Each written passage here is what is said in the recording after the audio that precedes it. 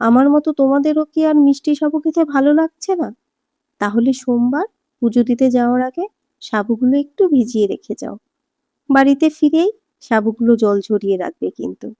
ছোট একটু আদা কুচি আর একটা কাঁচা লঙ্কা দিয়ে একটু থেতো করে নাও।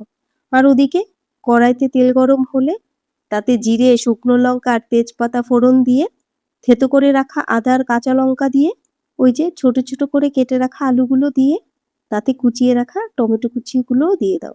তাতে পরিমাণ মতো নুন, হলুদ আর ধনে জিরের গুঁড়ো দিয়ে আলুগুলো আর মশলাটা ভালো করে কষিয়ে নেবে।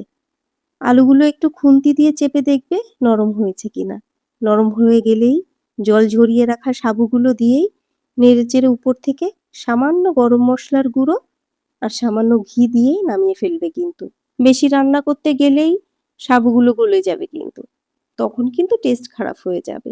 এবার একদমই দেরি করো না। গরম গরম খেয়ে নাও। আর রেসিপিটা কেমন লাগলো আমায় জানাতে ভুলো না কিন্তু।